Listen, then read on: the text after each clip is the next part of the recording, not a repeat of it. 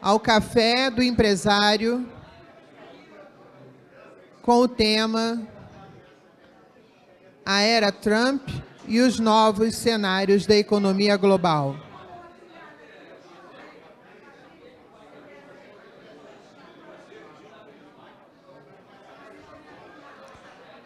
Queremos fazer um agradecimento à Naturgy, patrocinadora deste evento. Para fazer a abertura, convidamos o presidente da Associação Comercial do Rio de Janeiro, senhor Josier Marques Vilar.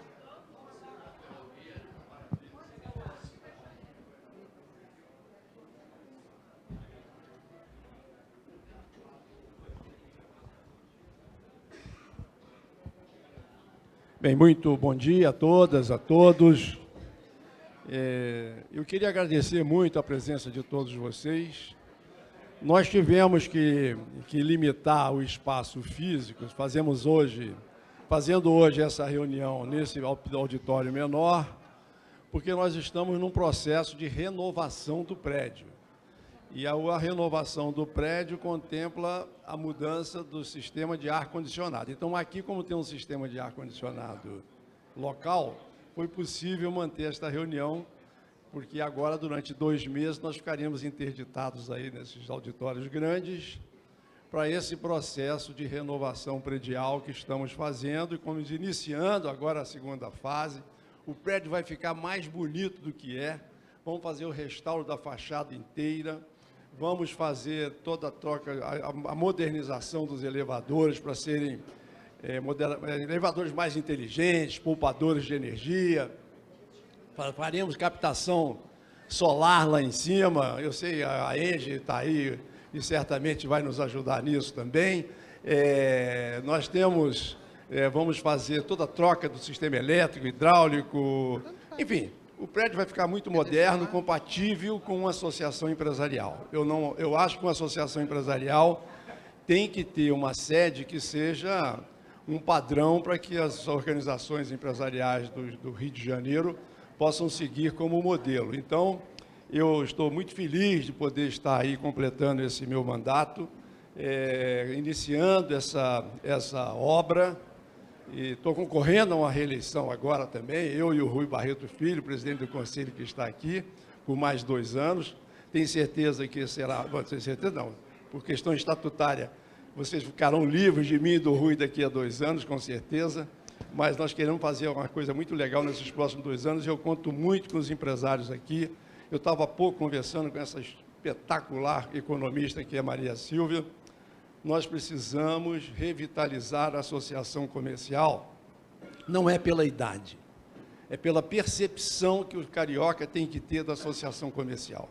Eu preciso que vocês me ajudem a associação comercial ser vista como um hub de empreendedores, de empresários que querem rejuvenescer a cidade do ponto de vista empresarial e que querem transformar o Rio, de fato, numa cidade atrativa, para se viver, para se trabalhar, para se empreender, para se investir, para se visitar. Eu ontem vi a notícia, anteontem, do nosso prefeito, informando que estava indo para os Estados Unidos, para a região da costa oeste americana, onde ele vai tentar trazer para cá os data centers, ter que negociar. O Rio de Janeiro tem que ter essa vocação pela inovação. Eu estava conversando há pouco com o Alexandre, que está aqui na mesa, presidente da Light, que está muito entusiasmado com essa ideia. E eu acho que a gente vai ter que... Esses ambientes de data center são grandes consumidores de energia. Então, a Engie aqui com o nosso presidente Maurício Tolibar, história é Ber. Agora eu aprendi que não é bar, não é Ber, viu, Maurício? Porque tem um trema, que aí transforma esse alemão em Ber. Então, eu acho que nós vamos ter que ter muita energia alternativa, energia sustentável, renovável, que possa suportar data centers e consumir menos energia e, consequentemente, o Rio também ser um exemplo de uma cidade ambientalmente sustentável e climaticamente responsável. Então, para dar início à nossa conversa de hoje, nós convidamos 2 grandes economistas brasileiros. Um deles, você já falei aqui, a Maria Silvia Bastos Marques, que todos conhecem. Maria Silvia é uma administradora e executiva brasileira. Ela tem doutorado em economia pela FGV, ela foi secretária municipal de Fazenda do Rio de Janeiro, foi presidente do BNDES, foi presidente da siderúrgica, da CSN, da Companhia Siderúrgica Nacional, da seguradora Icatu, da empresa olímpica municipal. Ela esteve à frente do Banco de Investimentos Goldman Sachs, enfim, ela já foi tudo. Ela foi convidada pelo prefeito para ser a secretária de projetos estratégicos da Prefeitura do Rio de Janeiro, e ela, com essa característica de sempre estar querendo ajudar o Rio de Janeiro, ela é uma rio-maníaca, né, Protásio, que a gente tanto gosta de citar.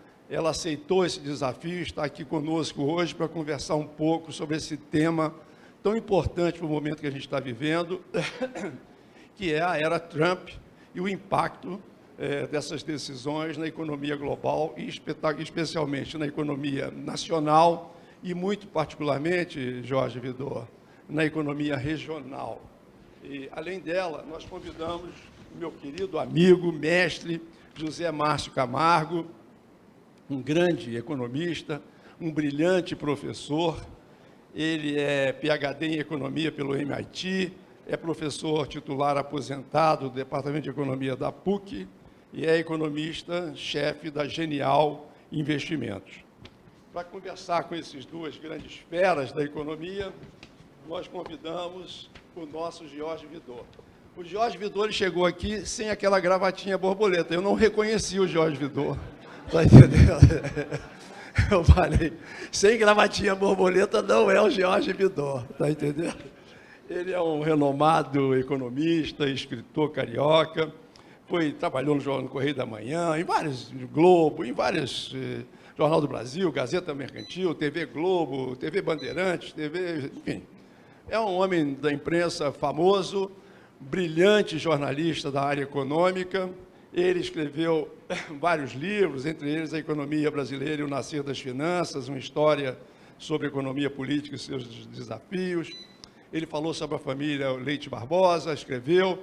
Enfim, ele tem uma história de vida e uma história muito talentosa e muito respeitada como economista. Eu tenho muita honra de convidá-lo para, a partir de agora, tomar assento e conduzir o trabalho. Muito obrigado, Jorge Vidor.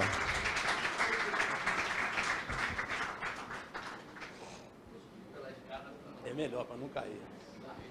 Tá, obrigadíssimo. Jorge, você. Muito obrigado. Foi um prazer. Botei a gravata a pedido dele. Eu trouxe aqui escondido. Eu queria ver o ambiente. Se todo mundo tivesse mais informal, eu não botava a gravata. Bom, gente, é um prazer estar aqui. Jacira, fui professor dela, eu era quase a mesma idade dela, hein? Mas eu era o professor mais jovem lá da universidade na época, né? E eu adorava aquela turma, porque dava aula, como professor mais jovem, me davam para dar aula sábado de manhã, olha só. Primeiro, 7 horas da manhã. Só que a turma ia cheia, então eu gostava, me prestigiavam lá. Mas eu comecei no jornalismo muito cedo, 17 anos, 16. Não é criança, é uma irresponsabilidade contratar um jovem para... E rapidamente eu fui para a seção de economia, por acaso. Comecei a escrever umas coisas sobre a Petrobras. A Petrobras comprou uma plataforma de petróleo para começar a explorar no mar. Aí me mandaram fazer essa reportagem, aí gostaram, me transferiram para a economia. E uma das minhas funções, Rui, era cobrir as reuniões periódicas que tinham na associação comercial. Na época, o líder, presidente, era um líder emblemático aqui no Rio, o Rui Gomes de Almeida. Você deve ter ouvido falar muitas histórias dele. E sabe o que era bacana aqui, José? Naquela época não tinha informações econômicas, ninguém, não tinha fundação, tinha alguma coisa, né? Mas não se tinha isso de uma forma sistematizada. As informações econômicas eram divulgadas nessa reunião da Associação Comercial. O Julite Coutinho dava os números da balança comercial. Lembra disso? olha, balanço comercial, e foi a época que o Brasil começou a exportar mesmo, a época do milagre. Então eu vinha para cá e saía cheio de informações. Cara, do jovenzinho chegava no jornal cheio de notícias, né? Então aqui, para mim, eu sou muito grato à Associação Comercial. Então é um prazer estar aqui. Então eu queria chamar para os nossos debatedores não, palestrantes, Maria Silva e José Márcio Camargo. Já os entrevistei umas 500 vezes. Onde você quer? Você escolhe.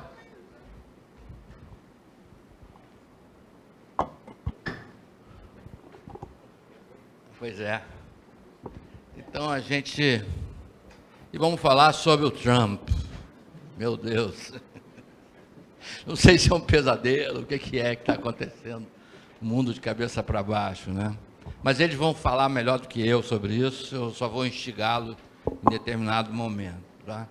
A gente está na época da equidade, homens e mulheres iguais, mas mesmo assim vamos começar pelas mulheres. Maria Silva. Bom dia a todos. Obrigada, Josier e a Associação Comercial por esse convite para debater esse tema tão relevante para todos nós. É um prazer estar aqui com vocês, prazer estar com você, Vidor, com Zé, amigos e companheiros de muitas e muitas jornadas. Bom, há pouco mais de um mês, né, o presidente Trump iniciou uma jornada que é um mês e pouco, parece que já tem mais de um ano. Eu acho que já tem 100 dias. Já tem 100 dias. 100 dias de governo, mas o que ele começou mesmo tarifaço é um mês e pouco.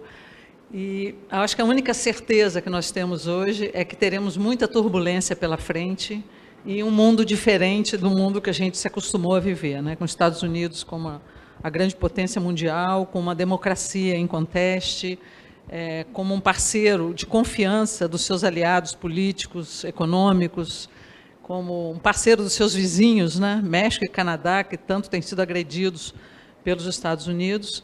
E qual vai ser essa nova ordem mundial, né? Com instituições multilaterais sendo desmanteladas?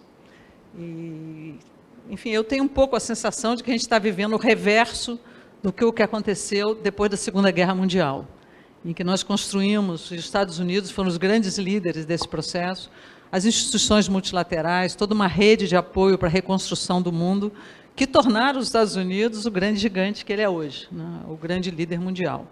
Então, tudo me parece, e a gente vai ter oportunidade de entrar nos detalhes aqui, mas falando um pouco do macro, que, primeiro, o Trump foi eleito com eleitores que desconfiam dessas instituições que o Trump tem atacado, que desconfiam da China que o Trump tem atacado. Então, me parece que desejam a deportação dos imigrantes ilegais, pelo menos dos ilegais, veem como concorrentes que estão injustamente tirando empregos dentro dos Estados Unidos. Então, parece que no curto prazo assim, não vai haver um recuo do Trump por esse lado. Embora, claramente, os impactos sobre a economia possam fazer com que ele venha a recuar agora no médio prazo. Mas se é que tem alguma estratégia no que ele está fazendo, porque ninguém consegue entender realmente o fato dele estar agindo dessa forma, não que isso seja uma grande surpresa, porque ele sempre disse que iria aumentar as tarifas. Mas a forma que está sendo feita, a forma caótica, a forma desordenada, e tudo como esse jogo que ele faz, né, que ele ataca, que ele recua, tudo isso tem criado um grande impacto, não só nos Estados Unidos, mas internacional, do ponto de vista de incerteza, de volatilidade, de impacto nos fluxos internacionais. Quer dizer, já há um grande desarranjo político, econômico, logístico no mundo. Se isso vai continuar, a gente não sabe, mas aparentemente, por trás dessa estratégia dele, o que existe é uma briga de poder, quer dizer, uma briga entre Estados Unidos e China por uma hegemonia de poder, quem tem mais inovação, quem manda mais, quem tem mais poder militar.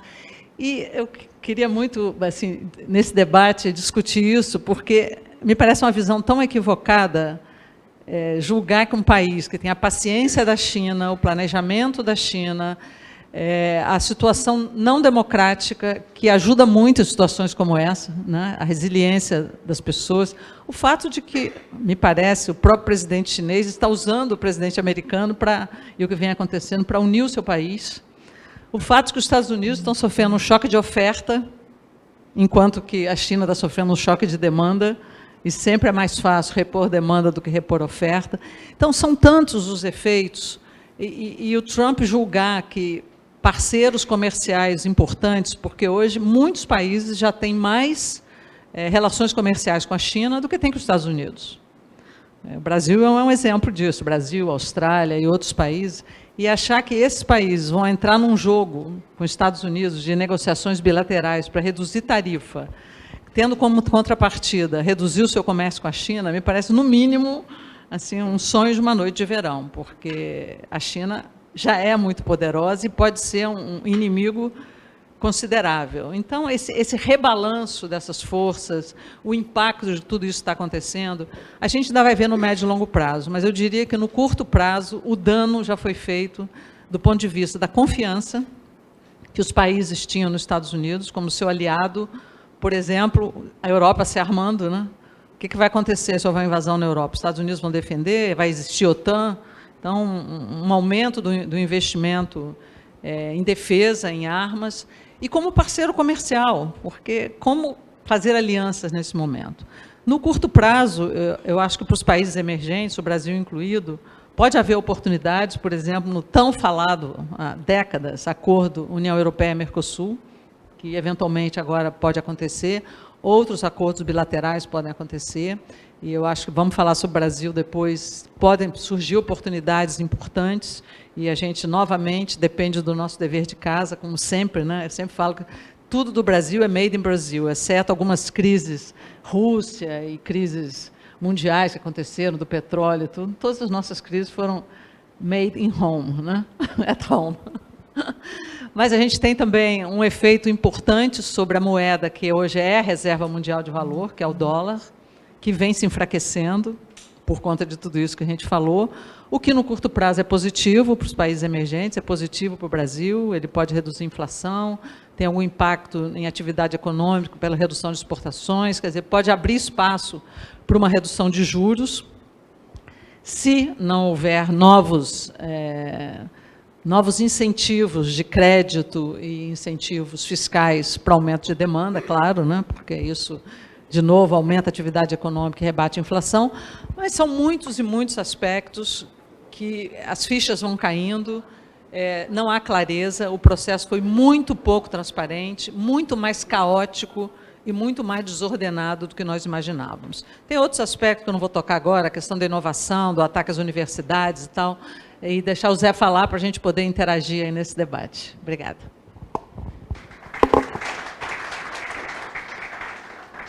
Zé Márcio. Bom dia. Em primeiro lugar, quero agradecer ao José, muito obrigado pelo convite, é um prazer enorme estar aqui, tá certo? Principalmente com a Maria Silvia, então, realmente perfeito. Quero pedir desculpa pelo atraso e no começo da manhã,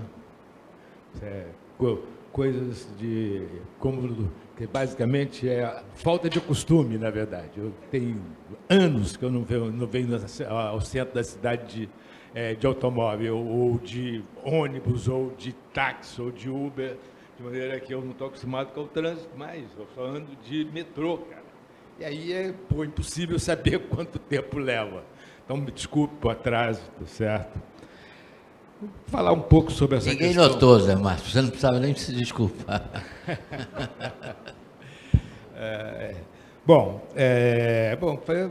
Acho que a gente está vivendo, porque, como disse a Maria Silvia, que a gente está vivendo por um processo extremamente difícil, diferente, complicado e com uma enorme incerteza.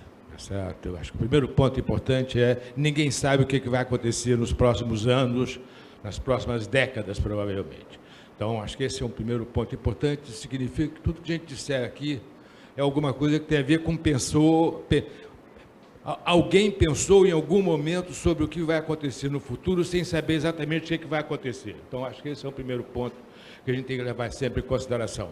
Então, daqui a 5 dias, vocês podem chegar em casa e falar, pô, o Zé Márcio estava falando maluquice, nada a ver aquilo que ele falou lá, pô, tá certo, tudo errado, porque o que está acontecendo é o oposto do que está acontecendo, do que vai acontecer, tá certo? Então, é uma mudança super importante. Como já disse a Maria Silvia, quer dizer, é uma mudança super importante, né? Quer dizer, nós tivemos aí, depois da Segunda Guerra Mundial, um processo de multilateralismo, de cultivo do multilateralismo, de várias organizações multilaterais que promoveram a negociação entre os países, tá certo? A redução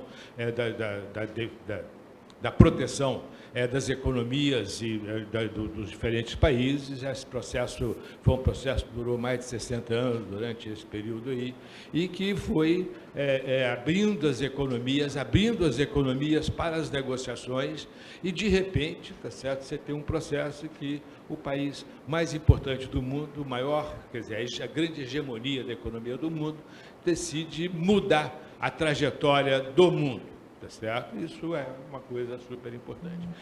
Quer dizer, depois desses 3 meses aí, quer dizer, desse primeiro trimestre do governo Trump, né, quer dizer, tenho parado para tentar pensar, para organizar o que está acontecendo. E eu acho que ele deve dividir o processo em 2 questões importantes, tá certo?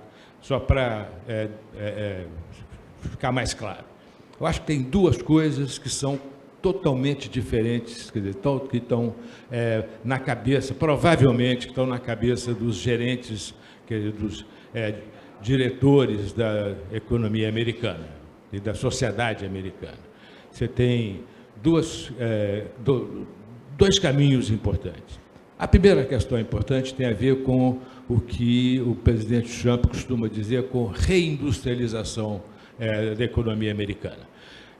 Make America Great Again, essa é uma frase que tem muitos significados, mas, de um ponto de vista, reindustrializar a economia americana.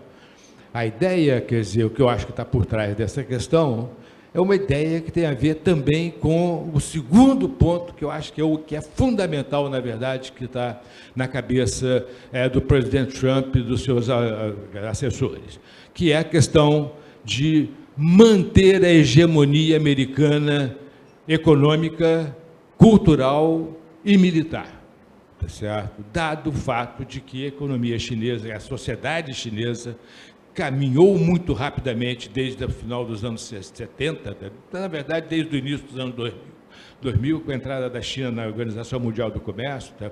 Como um país como um país prioritário na Organização Mundial do Comércio, tá certo? E conseguiu crescer muito rapidamente, conseguiu adquirir uma posição no sistema internacional super importante, que começa, aparentemente, do ponto de vista dos economistas, dos americanos, tá certo? Desse grupo, está se sentindo incomodado com a possibilidade de que a hegemonia americana possa simplesmente ser ultrapassada pela hegemonia chinesa. Então, acho que tem 2 pontos importantes. Dado isso, a minha avaliação é o seguinte, quer dizer, se o objetivo do presidente Trump é reindustrializar a economia americana, vai ser um fracasso, tá certo? Não tem nenhuma dúvida disso. Basta ver o Brasil. O Brasil é um dos países mais fechados do mundo, tá certo? Tarifas, é extremamente difícil e tal. E realmente, quer dizer, é muito difícil você reindustrializar uma economia, tá certo? A partir de tarifas e de controle e etc. Basicamente, o que acontece, tá certo, é o fato de que os incentivos são errados. Proteger faz com que as pessoas fiquem benevolentes, tá certo? E, consequentemente, não conseguem competir. Então, quer dizer, esse é um ponto super importante. Quer dizer, olha, quando a gente vê Brasil, América Latina, eu acho que é o continente melhor nesse sentido, né? Quer dizer, a gente tem um pecado original, que é a questão da CEPAL, né? O programa da CEPAL é um programa que sempre foi, desde a década de 40, tá certo? Protecionista, cujo objetivo era industrializar a América Latina. E, obviamente, deu errado. Não precisa de ir muito longe. Então, esse é um ponto. Então, se o objetivo do presidente Trump é reindustrializar a América, é muito pouco provável que ele seja bem-sucedido. Por que é muito pouco provável? Pelas mesmas razões que aconteceram na América Latina. Qual é a única coisa que muda em relação à América Latina? Muda o fato de que os Estados Unidos é efetivamente a maior economia do mundo, e isso pode fazer a diferença. Eu acho, particularmente, que não vai ser bem sucedido, exatamente pelo que a gente conhece aí, vendo a questão da teoria do desenvolvimento, que já aconteceu aí nos últimos anos. Então, eu acho pouco provável que aconteça, mas existe essa diferença que pode ser que seja muito importante e que ajude os Estados Unidos a se reindustrializar, mas acho muito pouco provável. Então, se esse é o objetivo do presidente Trump, eu acho que vai ser um problema, certo? A minha americana vai entrar na minha avaliação, numa trajetória de desaceleração, e esse é um ponto importante, tá certo? A segunda... Zé, antes de entrar na segunda, posso adicionar um ponto sobre esse primeiro? Concordando inteiramente com você, também acho que vai desacelerar, e acho que vai dar muito errado, mas acho que tem um fator adicional que não é comparável ao Brasil e à CEPAL, que na época que a gente fez tudo isso, não havia, como hoje há no mundo, uma divisão de trabalho tão explícita entre os países. Quer dizer, se avançou muito nessas cadeias produtivas no mundo, e todo mundo usa como um bom exemplo o iPhone, né? A gente viu a Apple botando aviões para trazer iPhone da Índia, que não podia trazer da China. Então, ainda que a tarifa tivesse algum efeito na reindustrialização, além disso levar um enorme tempo, como é que você vai trazer vantagens competitivas que hoje os Estados Unidos não têm? Porque, inclusive, está deportando os imigrantes, são a mão de obra mais barata, e esses países que estão se especializando e se especializaram em produzir componentes, né? Porque também falar em indústria hoje é uma coisa que é quase surpreendente, né? Porque o mundo é um mundo de serviços. Boa parte da indústria não é indústria, é montador, o que não agrega valor nenhum, ou agrega muito pouco valor. Então, além de ser muito difícil conseguir, eu também acho que vai ser um brilhante fracasso, é uma coisa que não faz nenhum sentido no mundo atual, que um mundo que gerou toda essa riqueza nesses últimos 60 anos, exatamente especializando a produção em cada país e a indústria virando uma grande montadora. O que vale hoje é inovação e serviço, e não indústria. Mas é incrível, né? Que a gente não aprendeu, a América Latina não aprendeu, e agora estamos vendo que tem alguém querendo copiar. Não, só torna a situação pior ainda. Você está chamando a atenção, quer dizer, eu acho que isso aí só torna a situação hoje pior do que na época que a América Latina queria se industrializar via fechamento, tá certo? Mas existe uma outra, quer dizer, um outro objetivo, pode existir, um outro, porque o meu ponto aqui é o seguinte, não acredito, será que efetivamente esses caras vão tentar se reindustrializar via proteção? Será que eles não olharam o exemplo da América Latina? Quer dizer, é tão simples, né? Olha o que aconteceu com a América Latina e, escuta, é fácil ver o seguinte, olha aqui, ó, esse continente, um continente grande, com muitos recursos naturais, tá certo? Muita riqueza, eles tentaram se proteger e se industrializar via proteção e foi um fracasso, tá certo? É só copiar. Quer dizer, esse é um ponto importante. Quer dizer, por que não copiar? E aí olha os Estados Unidos. Qual é a vantagem de você ter uma economia como a economia americana? A vantagem de você ter uma economia como a economia americana, que é uma economia aberta, com taxas tarifas muito baixas. A economia americana é a economia que tem a menor tarifa média do mundo. A tarifa média dos Estados Unidos é 2,5%, tá certo? Em média. O único país do mundo que tem menos tarifa média que os Estados Unidos é o Chile, curiosamente. E é o país que mais cresce na América Latina, tá certo? Então, é o único país do mundo que tem uma tarifa média menor do que os Estados Unidos. E por que os Estados Unidos está querendo mudar? Tá certo? Basicamente, se você tem a menor tarifa do mundo, generalizada, tá certo? significa o seguinte: o consumidor americano ele pode comprar o melhor consumo, que é o melhor produto do mundo pelo menor preço sempre. Por isso é bom ir aos Estados Unidos. Por isso é bom comprar nos Estados Unidos. Todo mundo vai para os Estados Unidos fazer o quê? Comprar. Tá certo? Por quê? Porque lá você tem acesso aos melhores produtos, aos menores preços. Porque você vai lá comprar o melhor produto que foi feito no país mais eficiente para produzir aquele produto ao preço mais baixo. Você compra lá nos Estados Unidos. Você compra lá mais barato do que no país de origem do produto. Essa é a grande vantagem de você ter a menor tarifa do mundo. Por que você quer mudar? Tá certo? Isso significa um bem-estar enorme para a população que mora nos Estados Unidos, que vive nos Estados Unidos, que vai aos Estados Unidos. Tá certo? Então, quando você vê isso, quer dizer, de repente vem um cara e fala, pô, não, eu vou aumentar as tarifas e vou fechar a economia americana. Bom, eu só acho que só pode ter uma razão para tentar para tentar aumentar as tarifas americanas. Basicamente, a única razão para tentar essa estratégia é desorganizar o sistema de tal forma a evitar que a velocidade da China acabe fazendo com que a hegemonia americana seja suplantada pela economia chinesa. E se eu quero suplantar, quer dizer, evitar que a China suplante a economia americana, a sociedade americana, os Estados Unidos, como a grande liderança hegemônica, eu tenho que parar a China. Esse é o ponto fundamental na minha avaliação, tá certo?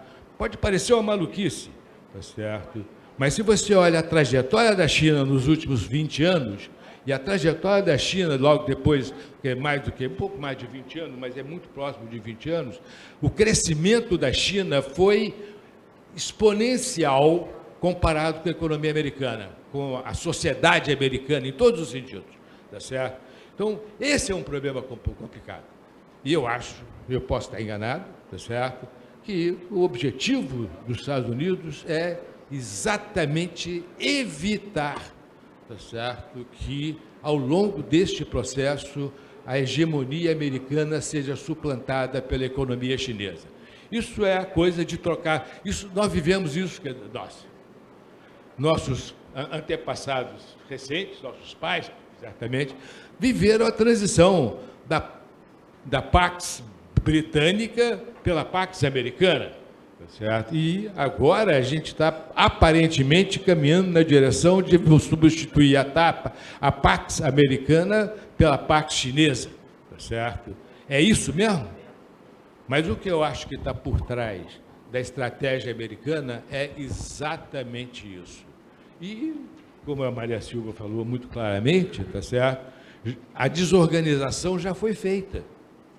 E a ideia toda é que a economia americana, que é a economia que tem maior hegemonia, quer dizer, mais força nesse momento, no momento em que a economia chinesa está relativamente fragilizada, mesmo antes dessa questão das tarifas, né? A China está num processo de redução de taxa de desaceleração rápida na taxa de crescimento da economia chinesa, tá certo? Com problemas complicados, excesso de investimento, falta de consumo, tá certo? Tem uma série de problemas complicados. Eu costumo dizer para os meus alunos, quer dizer, a produtividade marginal do capital está caindo. Muito, basta ver o dado, né? Quer dizer, há 20 anos atrás, há 30 anos atrás, a taxa de investimento da economia chinesa era 40% do PIB, e a economia crescia 12% ao ano. Hoje, a economia chinesa continua investindo 40% do PIB. Eles não conseguiram diminuir a taxa de investimento. E, no entanto, hoje, apesar de estar investindo 40% do PIB, a economia chinesa está crescendo 4,5% do PIB. Antes dessa questão das tarifas, tá certo? Já até o ano passado. Então, existe uma desaceleração importante na economia chinesa. Isso é um sinal relativamente claro de que a economia chinesa está num momento de fragilidade do ponto de vista econômico, principalmente, mas também do ponto de vista de hegemonia, tá certo? E isso eu acho que o presidente Trump, na minha avaliação, muito provavelmente, tá certo, tem um outro objetivo. O objetivo é diminuir a velocidade da China, tá certo? E, com isso, tentar evitar que a China ultrapasse os Estados Unidos como sendo a grande liderança hegemônica. Só para acabar essa minha primeira observação, tem um exemplo na história parecido, tá certo? Lá nos anos 70 do século passado, tá certo? A grande ameaça para a hegemonia americana na época era a União Soviética. A União Soviética crescia a taxas similares às taxas chinesas, tá certo? E taxa de investimento muito alta, e a economia soviética, na década de 70, crescia a taxas de 2 dígitos, o que parece uma maluquice, não? Quer dizer, me lembro, eu na época estava fazendo doutorado nos Estados Unidos, tá certo? E era uma grande questão, como evitar que a União Soviética ultrapasse os Estados Unidos como sendo a grande liderança hegemônica no mundo num tempo relativamente curto, na década de 90, até os anos 90, 20 anos depois. Isso lá na década de 70 do século passado. Quando foi na década de 80, o Reagan assumiu o governo americano e forçou a União Soviética a investir em armamentos bastante pesados e caros, o que acabou gerando a questão, quer dizer, a desaceleração da economia soviética, e acabou gerando no desmoronamento da economia soviética por falta de recurso, tá certo? E foi forçado pelo presidente Ronald Reagan lá na década de 70, na década de 80 do século passado. Então, esse é um ponto interessante. É claro que a sua União Soviética era muito menos eficiente do que a União Chinesa, do que a China, tá certo? Mas é muito importante, quer dizer, os exemplos da história são muito importantes. Então, eu acho que esse é um ponto importante. Isso não significa que eu acho que que os Estados Unidos vai ser bem sucedido agora, como o Reagan foi lá, mas o fato de ter acontecido na década de 80 pode ser exatamente o exemplo que o Trump está seguindo para tentar evitar que a China se torne a grande liderança no mundo hegemônica nesse momento. Então, eu vou parar por aqui, vou deixar eu quero comentar correr esse um pouco. ponto. Bom, vou instigar aqui um pouquinho o pessoal, passo em seguida para vocês fazerem perguntas para eles. Eu quero comentar esse ponto, Zé. Tá bom. Eu quero comentar esse ponto, que é muito interessante, tentar botar lógica numa coisa que nos parece completamente lógica, como, aliás, o primeiro também, do tarifácio, né? E aí eu vou repetir o que você falou: se é isso que ele pensa, ele novamente vai fracassar redondo. Não, ele vai fracassar redondo, porque, primeiro, ele está colocando em xeque a própria democracia americana. Ele está levando ao limite a extensão dos freios e contrapesos da democracia americana, atacando o sistema jurídico, decisões que o próprio Supremo toma, deportando imigrantes legais, ilegais e legais, atacando o que é o cerne dos Estados Unidos como líder, que são as universidades, que é a inovação. E ele começa a ter um certo recuo, quer dizer, Harvard colocou uma cunha nessa situação, o sistema jurídico já começa a se insurgir, porque realmente é um ataque para todos os lados e que destrói o próprio país. Como é que ele pretende destruir o outro quando ele está fazendo a destruição do seu próprio? Então, isso realmente é uma coisa que eu não consigo entender. E tem uma questão de curto prazo, que é muito importante. Quer dizer, primeiro, ele já mexeu com aqueles que o apoiaram, porque a queda das ações americanas, quer dizer, o mercado de capitais americano, é uma perda de valor brutal, não só para a Apple, Amazon, Google, mas para o americano médio, que, ao contrário dos países emergentes, investe em ação. Faz parte da poupança americana comprar ações. Então, a perda de renda, a perda de valor, a perda de riqueza é muito grande. Eu quero ver, sabe, uma coisa bem pequenininha, como vai ser o Natal nos Estados Unidos esse ano, sem as suas milhões de bugigangas, que são todas chinesas, todas. Todos os enfeites de Natal, todas aquelas quinquilharias que se compram nos Estados Unidos, é tudo chinês. Quer dizer, eu acho que essas fichas vão começar a cair. E tem um ponto relevante, Zé, que ano que vem tem eleições legislativas nos Estados Unidos. As eleições de meio termo, meio mandato. Então, se o Trump perder apoio político, ele vai se tornar realmente, pode se tornar um presidente sem base, sem apoio popular, sem falar, gente, no impacto sobre a inflação. E como você mesmo colocou, a expectativa é que tenha inflação alta nos Estados Unidos com desaceleração da atividade econômica. Uma palavra que a gente costumava falar muito aqui na nossa região, que é estagflação. Estagnação com inflação. Um fenômeno antigo, que não acontece há muito tempo, mas que tudo indica que deve aparecer lá pelos Estados Unidos. E a grande pergunta que se coloca é como o Banco Central americano, o Federal Reserve, vai reagir a isso. Será que as taxas de juros vão cair? Será que elas vão ficar estáveis? Será que vão aumentar? Tudo vai depender de como inflação e atividade econômica vão responder, mas o fato é que também uma nova cunha foi colocada no mundo. Embora a gente esteja longe de ter uma nova moeda, reserva, pela primeira vez o dólar está sendo colocado em xeque. Será que essa moeda vai ser a moeda de longo prazo, vai ser a reserva? E, na minha visão, por mais que a China tenha desacelerado a economia, e eles estão, como é muito pouco transparente o que acontece na China, aliás, José, o Marcos Caramuru, nosso embaixador, que entende para burro de China, está na China já há 1 mês e meio, vai voltar no final de maio. Minha sugestão é você chamar ele para aqui para contar o que ele está vendo por lá. Mas, pelo que eu conheço, inclusive ouvindo do Caramuru, é que a China está se reinventando pelas cidades, que o grande motor de investimento são as cidades e que a resiliência deles é muito grande. Quer dizer, o Xi Jinping vem usando de uma forma eficiente todo esse ataque americano para se justificar internamente. Eles não têm eleições de meio de mandato, no ano que vem, aliás, não tem eleições nenhuma. Então, olha, é uma briga que eu não entendo, porque se é para ter isso na cabeça, ele devia estar fazendo exatamente o contrário. Quebrando o inimigo, buscando parcerias comerciais, que é o que a China vem fazendo, gente. Esse Belt and, como é que é? Belt and Road. Cara, a China, nos últimos 10, 15 anos, ele visitou todos os países do mundo, estabeleceu conversa com todos os países do mundo, Brasil inclusive. Nós recebemos aqui na prefeitura, há 15 dias atrás, o vice-prefeito de Pequim, que na China, quem faz relações internacionais são os vice-prefeitos, em busca de parcerias econômicas, parcerias produtivas. Eles têm feito isso no mundo inteiro.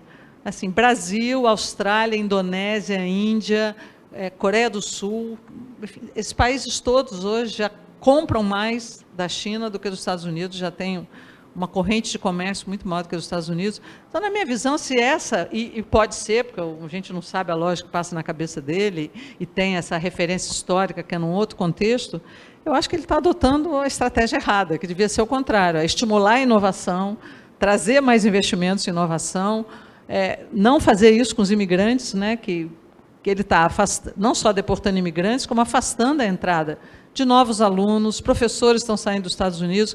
Cara, está desmantelando um sistema que gerou tanta riqueza, tanto valor, tanta inovação, de fato, gerou hegemonia americana.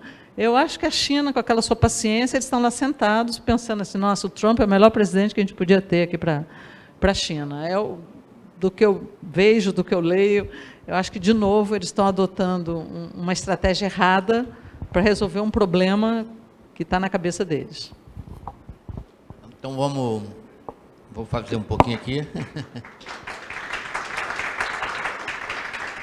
E depois eu começo a querer a participação de vocês, fazendo perguntas para os nossos dois palestrantes.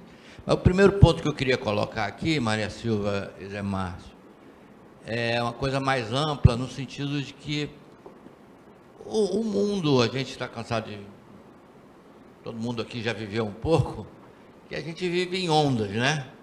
Ondas. Por a Segunda Guerra Mundial, houve uma onda de estatização, né? Uma parte grande do mundo. Depois dos anos 80, começando Thatcher, Reagan, teve um processo de abertura, globalização, desestatização. E agora a gente parece que está num processo de contra-reforma. Quer dizer, o Trump, ele ganhou de lavada nos Estados Unidos. Com exceção da ilha de Manhattan e das grandes cidades da Califórnia, que a Câmara teve muito voto, mas no resto ele ganhou de lavada. Quer dizer, a sociedade americana, de uma maneira geral, estava querendo uma mudança radical, talvez. E a gente vê isso também em outras partes do mundo, o Brexit, né, no Reino Unido, enfim, e toda uma pressão contra esse processo de globalização, de formação de grandes blocos econômicos, Mercosul aqui balançando, né? Tomara que não aconteça isso, mas... E aí, dentro desse contexto, o comércio exterior foi muito importante para o Brasil nos últimos anos, né? O agronegócio especialmente, petróleo e mineração, acho que são 3 pilares básicos do nosso comércio exterior, das nossas exportações. A pergunta é o seguinte: a gente vai continuar precisando de crescimento do comércio exterior, ainda com base nesses pilares, né? Agronegócio, petróleo e mineração. Então, a pergunta para vocês aí, que nessa confusão toda, a gente consegue manter o nosso comércio exterior ativo no crescimento necessário para a economia continuar crescendo entre 2% e 2,5% ao ano? Bom, só um pontinho sobre o negócio que a Maria Silvia chamou a atenção. Eu não estou, quer dizer, eu não sei se a estratégia é correta, se vai dar certo ou se está errado, tá certo? Meu único ponto é o seguinte, que eu estou tentando entender o que está acontecendo. Desde o começo eu falei, estou tentando entender. Então é o seguinte, a minha avaliação acho pouco provável que o presidente americano seja totalmente ilógico, não tenha nenhuma lógica. É possível? É possível. Pode acontecer. Agora eu vou dar um outro exemplo na história, que eu acho que é uma coisa super importante.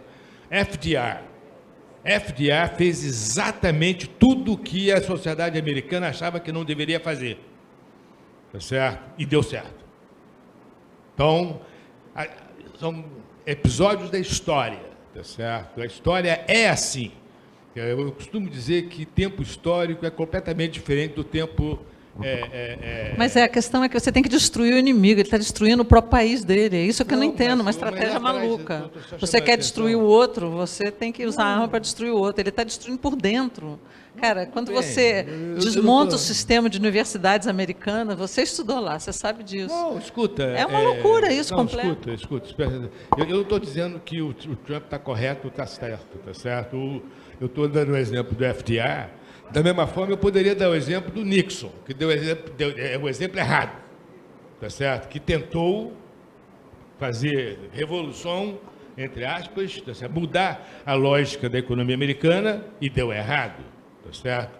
Da mesma forma, a tentativa do Trump pode dar errado. Eu não estou falando que ele vai dar certo, não sei. Estou tentando entender o que está acontecendo. Então, esse é o primeiro ponto agora.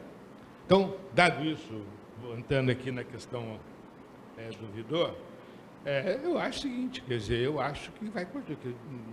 Eu não vejo nenhum grande problema, tá certo, do ponto de vista do comércio internacional. Muito pelo contrário, eu vejo um grande problema no comércio internacional americano e chinês, porque aí é que eu acho que está a disputa, tá certo? Eu acho que a disputa é muito direta entre os Estados Unidos e a China. Isso vai afetar o mundo todo. Por exemplo, o Brasil, tá certo? O que vai acontecer? Suponha que as negociações de tarifa entre Estados Unidos e China sejam negociações que acabam reduzindo o comércio chinês com os Estados Unidos, tá certo? Esse parece que é o objetivo do Trump. Tá? Então, suponha que ele consiga reduzir de forma significativa o comércio entre os Estados Unidos e a China. Quer dizer, os Estados Unidos é a maior parte, como eu já falei no começo aqui, é o maior mercado de consumo do mundo.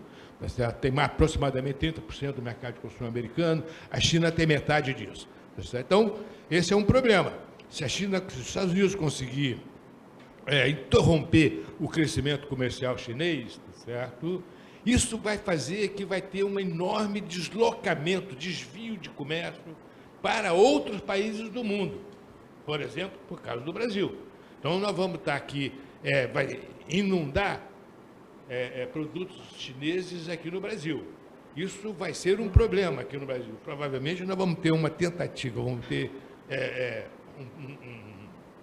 um processo de aumentar a proteção da indústria brasileira às importações chinesas. Isso é um problema. Isso pode diminuir a produtividade da indústria brasileira. Então, tem uma série de questões importantes aí que vão aparecer ao longo do processo. Tá certo? Isso eu acho que vai ser super importante. Se realmente tiver esse desvio de comércio para o resto do mundo, tá certo? Você vai ter um período de aumento da proteção generalizada no mundo, tá certo? Industrial. Generalizada. Na Europa, na América Latina, etc. E isso é um problema. Isso significa menos produtividade para o mundo. Entendeu? Então, esse é um processo que é super importante e acho que a gente vai viver por esse processo aí ao longo dos próximos anos, provavelmente. Acho que vai ter uma reação. Eu acho que vai ser uma tendência a aumento da proteção no mundo como um todo. E aí, Maria Silva, a gente teve já alguns problemas na área de alumínio, aço, em termos de também importação, do lado da importação, a pressão chinesa para a venda de carros elétricos, enfim. Mas, no contexto geral, você acha que o Brasil respira nessa confusão? Nosso comércio exterior se mantém ou não? Bom, primeiro um ponto assim, comércio exterior não é só tarifa, né? Você tem barreiras não tarifárias. E se os Estados Unidos têm a menor tarifa média do mundo, posso te dizer que eles são super eficientes em barreiras não tarifárias. Eu vivi isso como presidente da CSN, na crise da Rússia, era assim, fui para o Congresso americano defender que pelo menos pudesse se exportar placas. Eles são assim, muito protecionistas quando se afeta alguma indústria deles, e, em geral, não com tarifa, como está sendo feito agora. Só estou falando, quando eu fui presidente da CSN, fui para o Congresso americano, Rubens Barbosa era nosso embaixador, foi comigo, vamos lá para o Congresso americano, convencer lá o Rust Belt de que a gente era muito mais competitivo, que a gente tinha privatizado as nossas companhias, ao contrário deles, que estava tudo caindo aos pedaços, e tentar tirar a imposição dessas barreiras tarifárias. Então, tem formas não transparentes também de fazer isso. No caso brasileiro, o que era o nosso, sempre foi a nossa, como é que eu vou dizer, atraso não é bem a palavra, a nossa... assim, processo? Não é processo. Quer dizer, o fato do Brasil ser uma economia extremamente fechada, em setores cruciais, como, por exemplo, informática. Nós temos uma lei de informática com subsídios à produção nacional de informática, que foi renovada quando eu era presidente do BNDES. Eu tentei saber as razões pelas quais foi renovada, qual o resultado que deu, o que impactou de positivo para o país. Ninguém deu resposta e foi renovada, se não me engano, até 2028, 2029. Quer dizer, que deixou a gente com um lag enorme de inovação frente ao mundo, que impede as pessoas... e as pessoas de todas as classes sociais, a não ser que você possa viajar para os Estados Unidos, a ter acesso a equipamentos com tecnologia avançada, aumentar a produtividade do país, né? Que é disso que nós estamos falando. Então, esse curse que nós sempre tivemos aqui na economia brasileira, de ser uma economia fechada, nesse momento é benéfico. É benéfico porque nos isola, de alguma forma, dessas turbulências. Nós temos a perder? Temos, exatamente pelo que o Zé falou. A China não vai ficar com esse estoque de produtos lá no seu almoxarifado. Ela vai tentar desovar esses produtos pelo mundo afora, que vai ter um efeito realmente de prejudicar as indústrias locais, mas vai ter um efeito de redução de preço. E se a gente aqui está buscando reduzir juros, eu acho, quero ver se você concorda, Zé, mas todos os impactos que a gente está tendo são no sentido de permitir uma redução de juros, né? A não ser, de novo, que o governo invente mais alguma coisa para incentivar consumo e a economia continue muito aquecida, mas esse pode ser um impacto benéfico que o Brasil vai ter.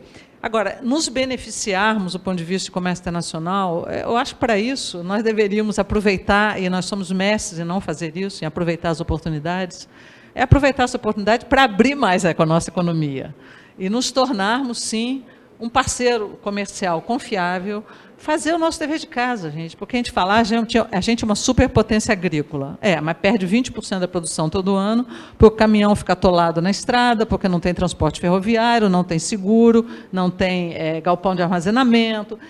Eu ouço isso, sei lá, desde que eu me entendo por gente.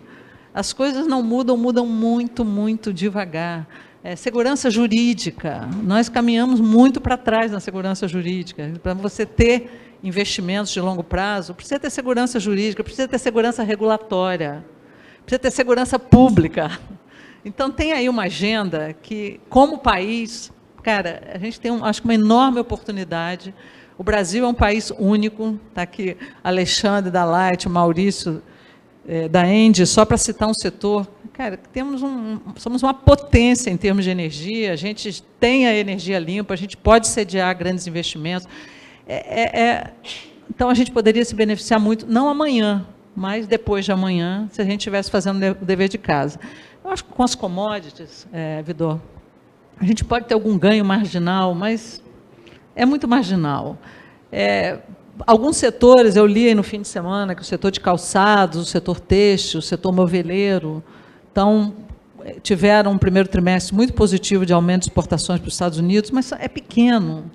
E, cara, vai ter sobrando têxtil no mundo aí da China, calçados da China. Como é que vai ser o net desse negócio? A gente está muito longe de saber. O que a gente sabe hoje é que realmente a disrupção é muito grande. Países que nunca conversaram, a gente assistiu a China sentando com o Japão e a Coreia do Sul, inimigos viscerais, para discutir uma área de livre comércio. Como é que vai se reconfigurar esse comércio internacional? Eu li também nesse fim de semana que o Porto de Los Angeles e o Porto de Long Beach, que é perto de Los Angeles é a maior entrada, é a principal entrada de produtos asiáticos, especialmente chineses, nos Estados Unidos, que o porto está praticamente parado.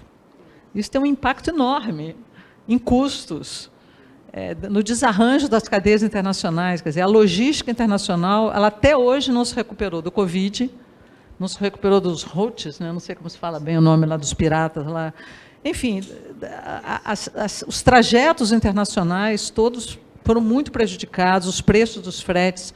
Então, eu acho que a gente tem um mundo meio novo a ser desenhado e seria tão bom se a gente conseguisse. E aí eu acho que o setor privado é que tem que agir, não pode esperar o governo fazer as coisas. Tem uma enorme oportunidade da gente se reposicionar, mas precisamos repensar conceitos que estão aí arraigados, subsídios creditícios que não aumentaram a produtividade, que distorcem a alocação de recursos, acelerar a questão da reforma tributária e prestar muita atenção na segurança jurídica, na segurança regulatória e na segurança pública. Sem falar, né, gente, na educação de qualidade, tudo que a gente sabe. Quer dizer, andar para frente nessa agenda. Eu acho que as oportunidades estão dentro de casa. Fazer o dever de casa. Vamos lançar aqui a Maria Silva para presidente, gente. Ela tem um programa de governo. Muito bom, por sinal. Vou fazer, antes de passar para vocês aqui, Maria Silva, só para ilustrar, me lembro quando os mexicanos conseguiram dominar o mercado do sul dos Estados Unidos com tomate. Aí sabe o que os americanos fizeram? Botaram uma norma lá, aumentando o diâmetro do tomate para entrar nos Estados Unidos. Claro que o tomate mexicano não se enquadrava nesse diâmetro. Não botaram tarifa nenhuma, mas de uma hora para outra os mexicanos ficaram lá cheios de tomate. Gente, alguém quer fazer alguma pergunta? Quem levantou primeiro? Protásio. Não, tem pessoal lá atrás.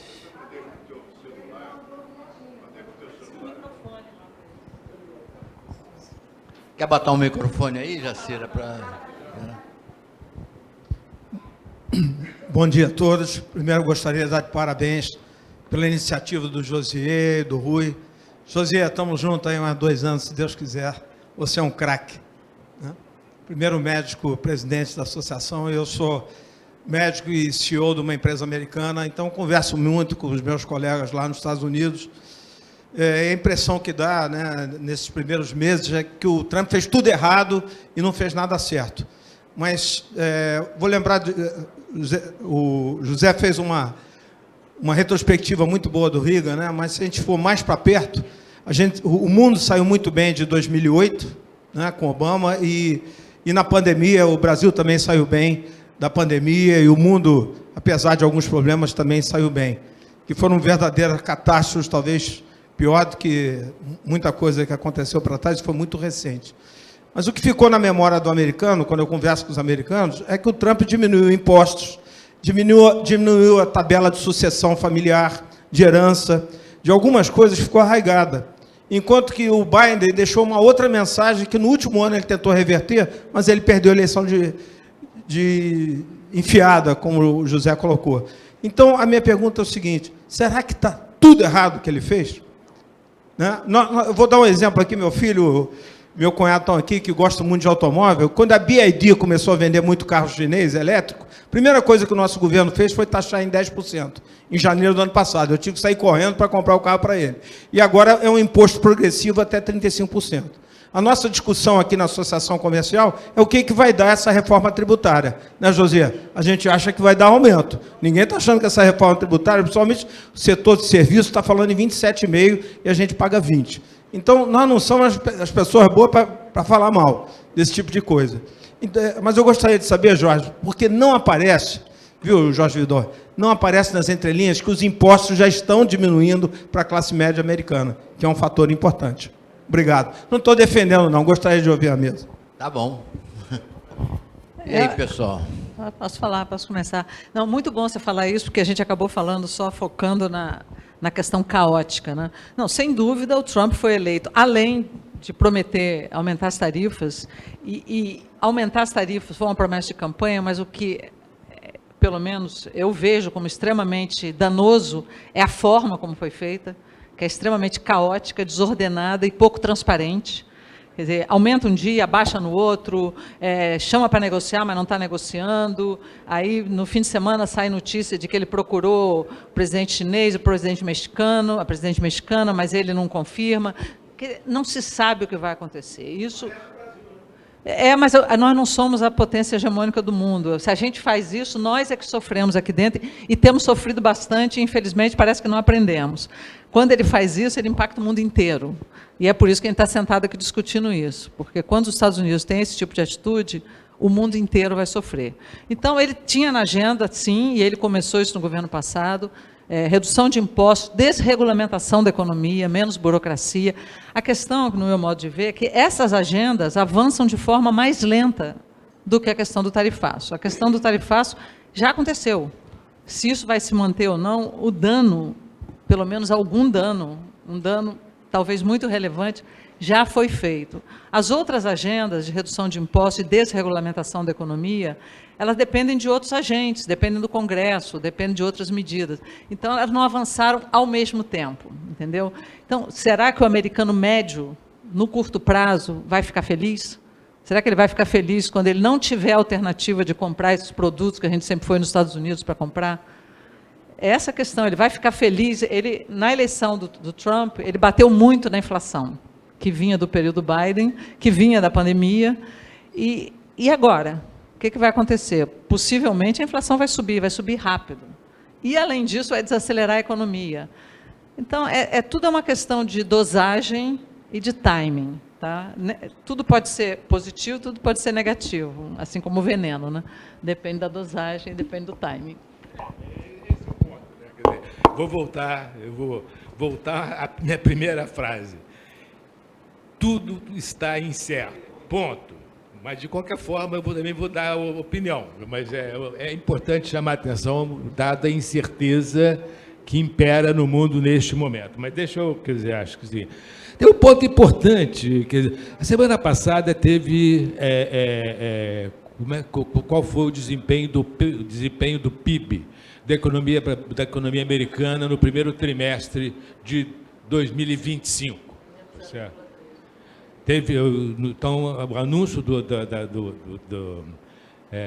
desempenho do PIB americano no primeiro trimestre foi uma queda do PIB americano de 0,3% em termos anualizados.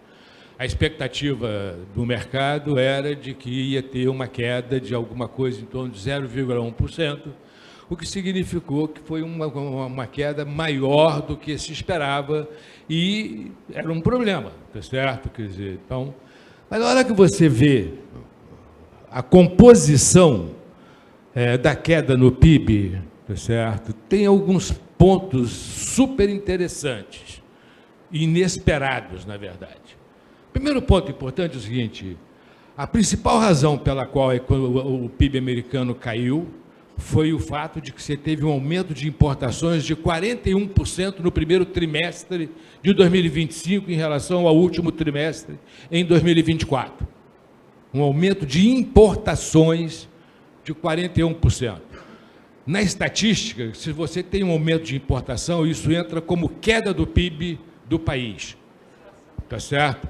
Então, esse 41% de aumento de importações significou uma queda no PIB de 5%, 5 pontos de porcentagem no primeiro trimestre de 2025. Isso é totalmente esperado, simplesmente porque estava todo mundo antecipando as importações antes das tarifas começarem no dia 2 de abril. Tá certo? Então, era uma coisa esperada até um certo ponto. Ninguém esperava que ia aumentar 41%, mas era uma reação já esperada. Então, acho que esse é o primeiro ponto.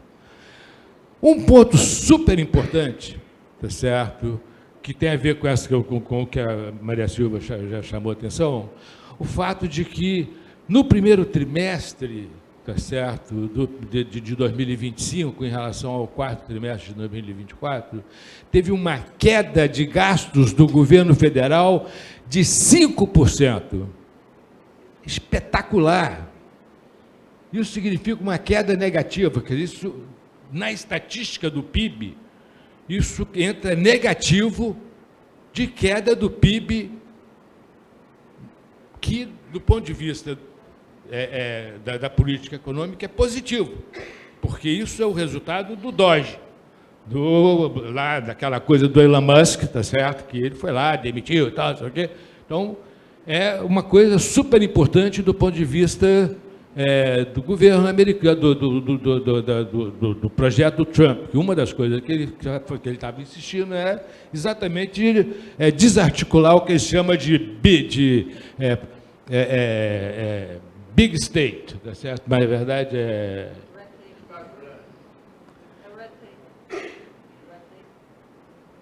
Bom, eu vou voltar, mas tudo bem. Então, esse é um ponto importante. O ponto importante é o seguinte: você tem aí um efeito importante no curto prazo, absolutamente inesperado, porque uma queda de gasto do governo federal de 5% em um trimestre é muito impressionante. Tá certo? Além disso, você teve um aumento do gasto das famílias de 1,8%, tá certo? E você teve um ganho de investimento de 21,4%. Se você soma tudo, tá certo? Você dá uma queda de 0,3% no PIB, principalmente porque você teve um aumento muito grande de importações, que provavelmente não vai continuar por causa das tarifas, mas não importa, tá certo? Eu estou chamando a atenção para esse ponto, tá certo?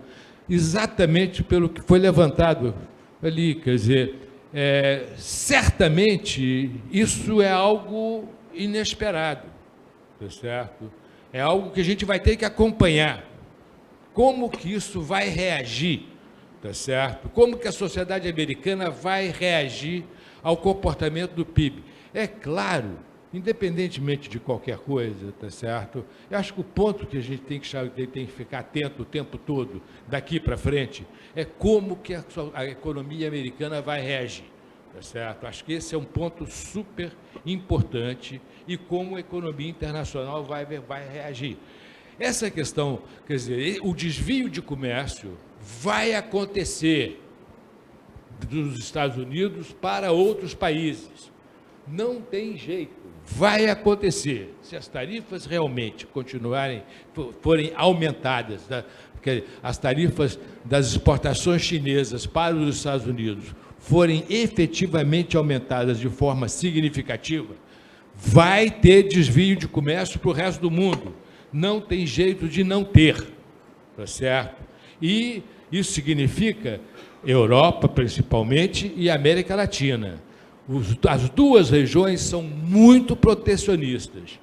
E isso vai gerar uma redução do comércio internacional, que é uma coisa preocupante, tá certo? Isso significa uma desaceleração da economia super importante. É assim, tá certo? Quer dizer, eu acho que vai ter uma desaceleração da economia mundial.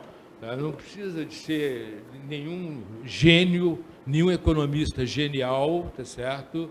Se efetivamente as tarifas aumentarem da forma como está sendo planejado, vai ter uma desaceleração da economia mundial, tá certo? E isso vai gerar desvio de comércio e algumas regiões vão sofrer mais do que outras. Então, esse é um ponto importante. Quer dizer, isso significa o seguinte: a gente está com se a economia está crescendo 3%, vai crescer 1,5%, tá certo? Algo desse tipo.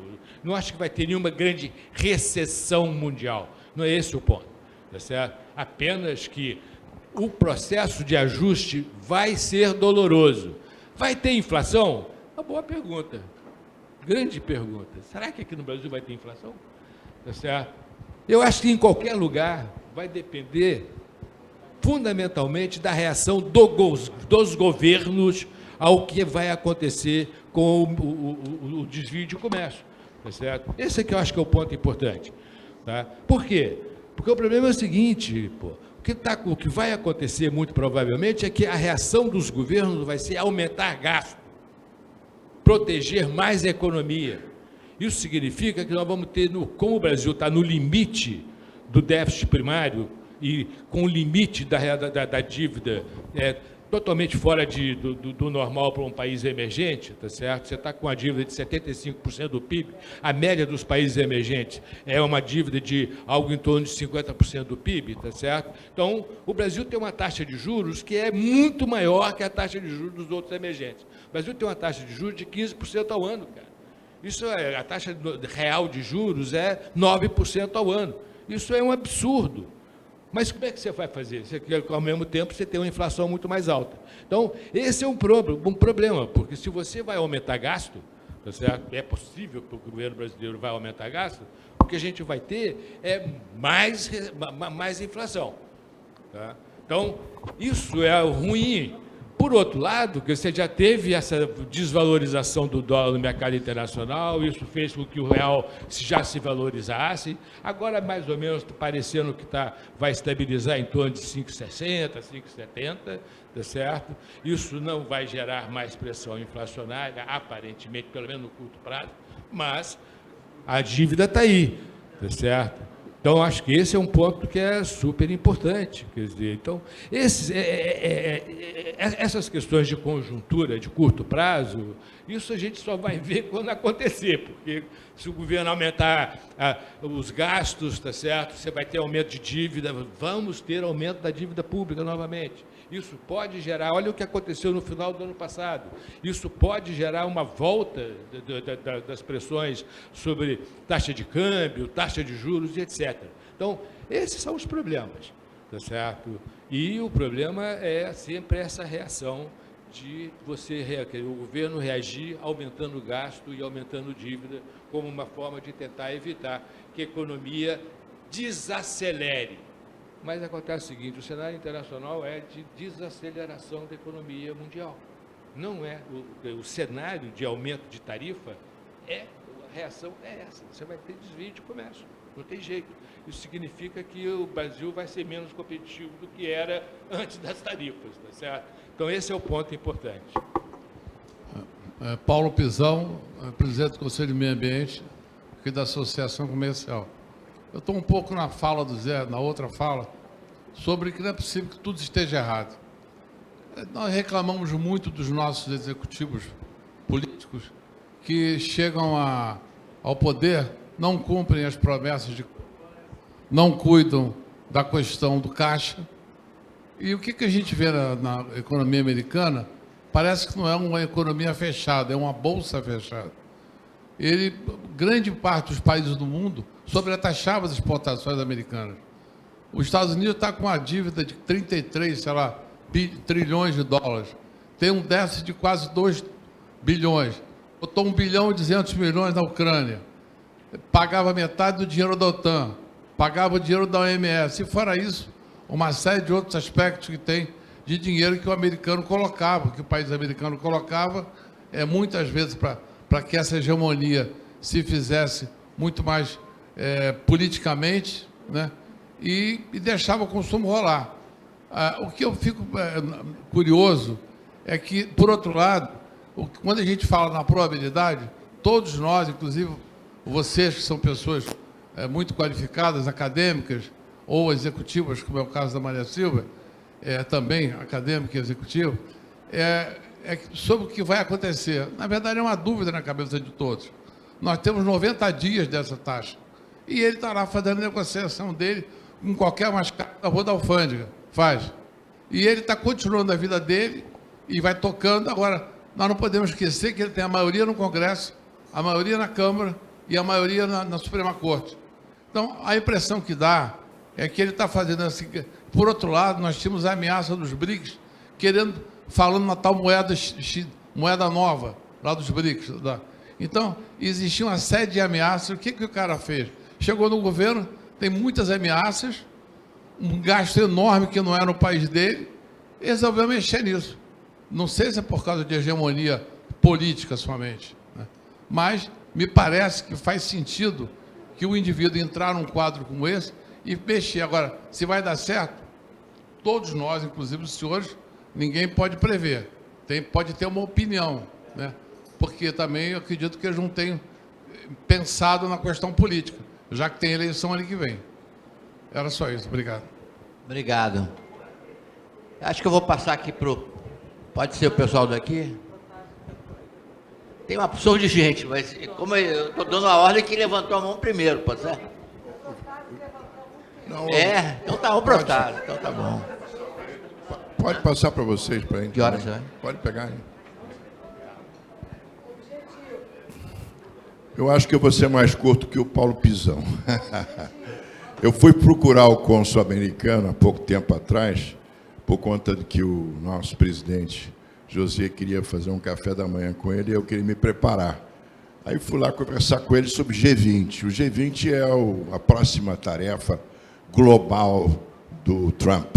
Ele vai ser o host do G20 em 26. Aí o cônsul disse assim para mim: Paulo, ele não vai tratar desses assuntos com você, ninguém vai falar sobre isso. Eu perguntei: por quê? Porque isso é uma área internacional, ele está cuidando da casa. Portanto, não precisa nem falar com o embaixador. Ele vai cuidar da casa, vai resolver a casa, depois ele vai ver o G20. Aí eu fiquei tão assustado que eu resolvi ver o que está acontecendo nesse processo. A Aspaz até me disse para mim que eu deveria falar com o acordo da The Plaza, por exemplo, foi um acordo muito bem arquitetado pelo lado americano e que foi uma surpresa para ninguém, mas ganhou um nome, inclusive, hoje, do lugar onde foi feito o acordo, o Hotel La Plaza, em Nova York. Vai ganhar um outro acordo também em Mar del Lago. Hoje, cozinhado no processo, os Estados Unidos está cozinhando um acordo. Ou seja, essa é que é a proposição que eu gostaria de colocar. Nós precisamos seguir um pouco a instrumentação que vocês dois falaram.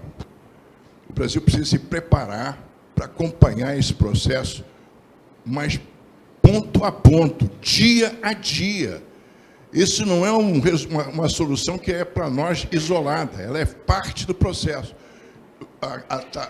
A sua plataforma, a plataforma da presidente Silvia, foi perfeita. Então, o que eu quero dizer é o seguinte: por que não? Eu me antecipei um pouquinho para dizer ao Josier que a melhor coisa que a gente pode fazer é criar um grupo dentro do quadro da nossa entidade, junto com outras entidades, o Rio de Janeiro está cheio disso, a EB, Funsex, está todo mundo aí, para fazer uma ação de acompanhamento, e eu acho que vocês dois deviam ser os mentores iniciais com essa presença aqui hoje. Ou seja, esse é o primeiro momento que eu acho que deve ser deflagrado no Rio de Janeiro. Por quê? O prefeito acabou de ir, como todo mundo anunciou aí. Ele quer transformar o Rio numa capital de grande importância no campo da inteligência artificial. Eu acho isso uma extraordinária forma de avançar com a nossa posição dentro desse quadro de interesse. Muito obrigado. Bom, a gente só tem espaço para mais 2 perguntas, Jacira. Então, me diz aí quem é que eu... Você escolhe, porque tem 5 pedindo. Pelo menos uma mulher, né? Tem 2 mulheres pedindo.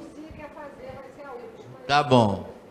Bem, primeiro agradecer a excelente apresentação que tivemos aqui hoje sobre esse tema tão polêmico.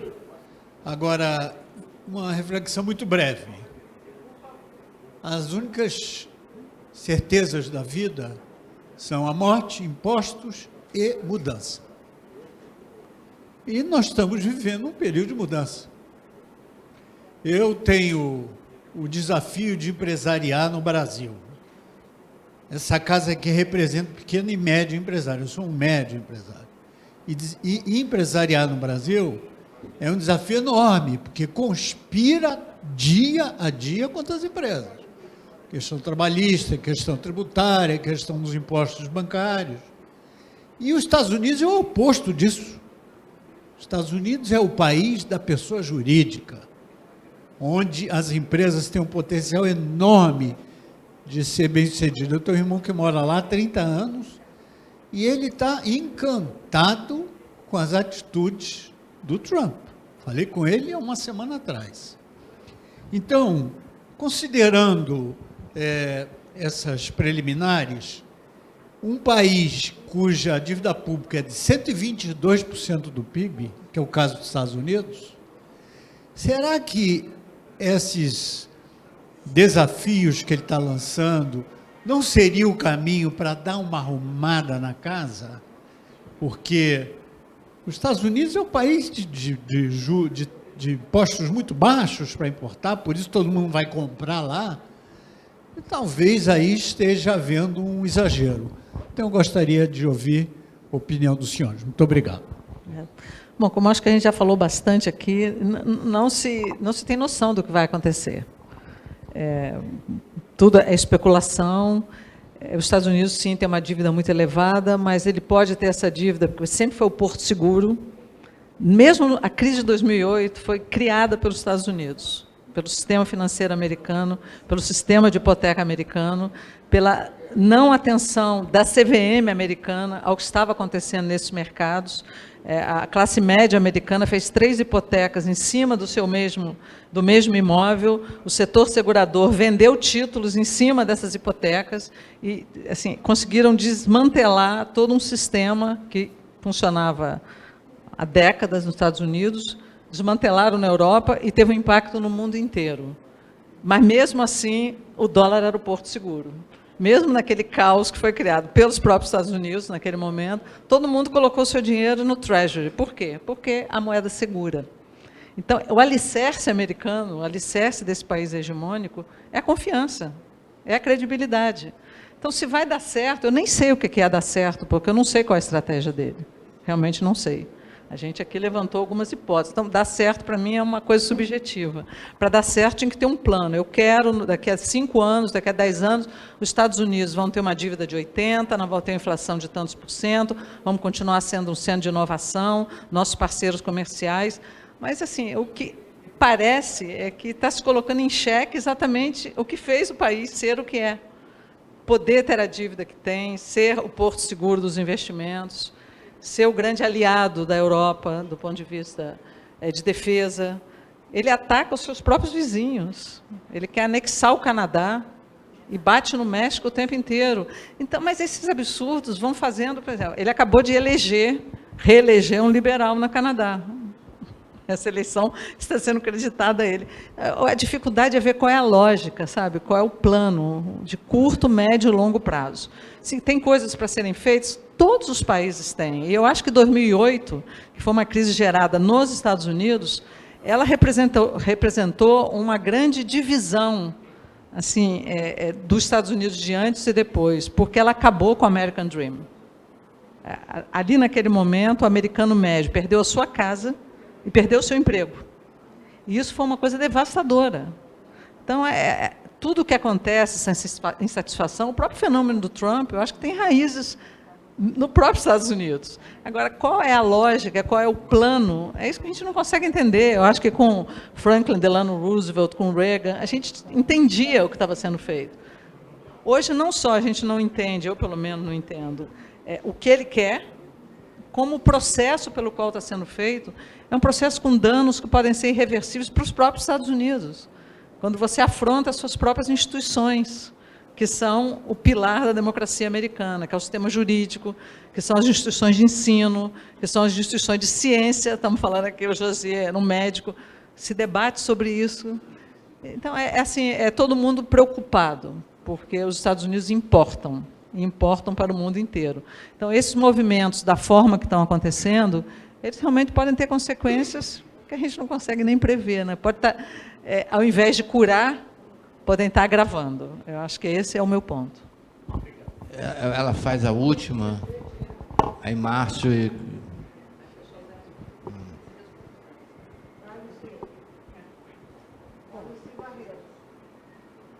Vou eu?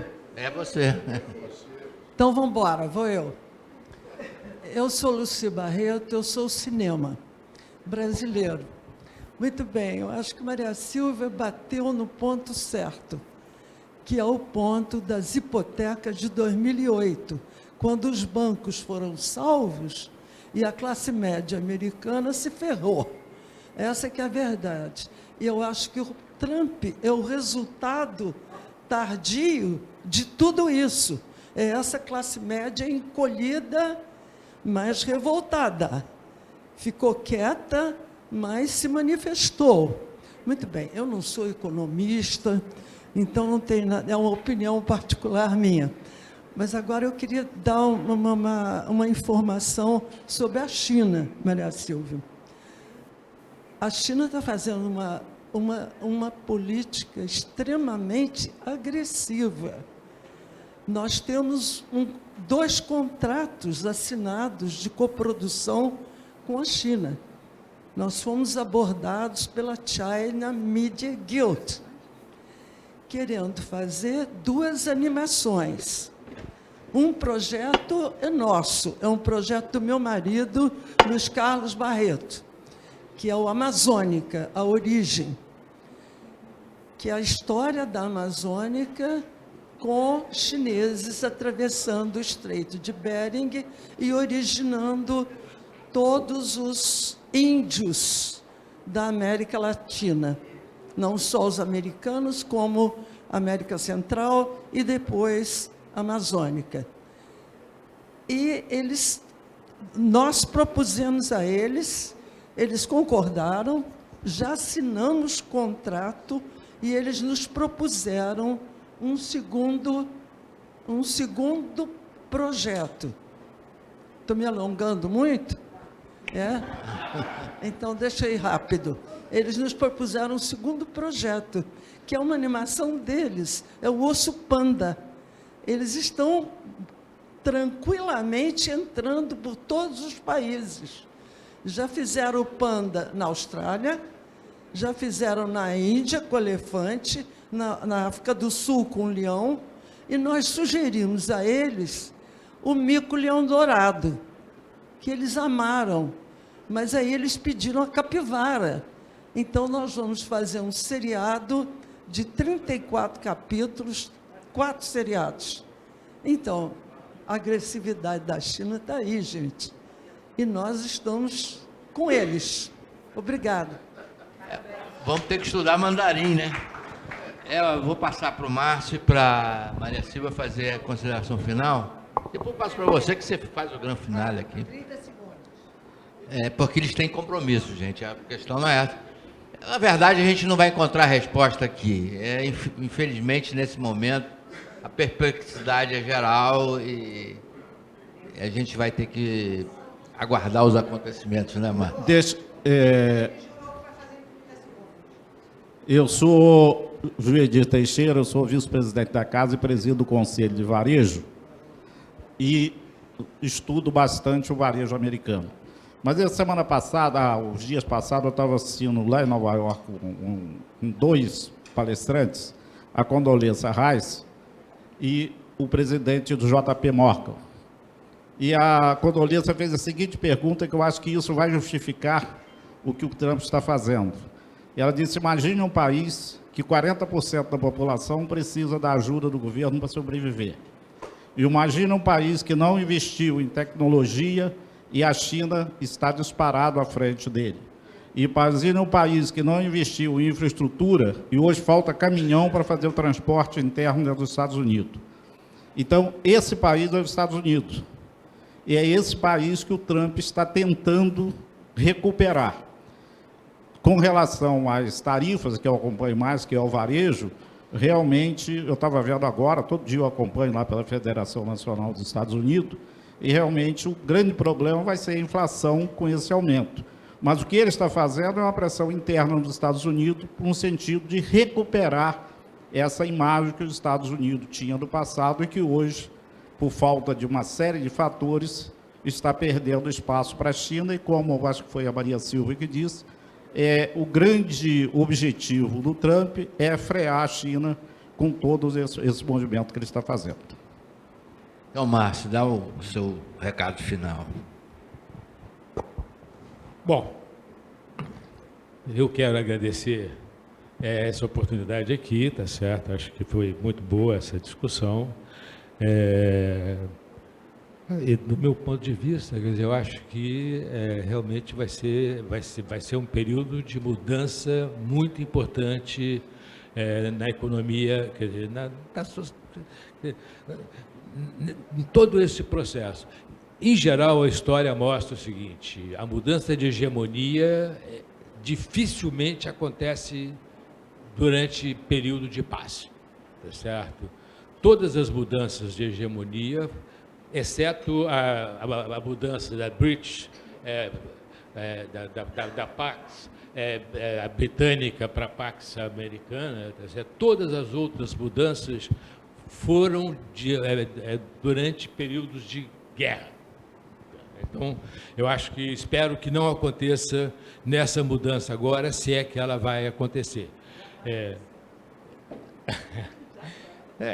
Então, quer dizer, eu acho que esse é um ponto super importante, tá certo? Então, eu acho que é um pouco por aí.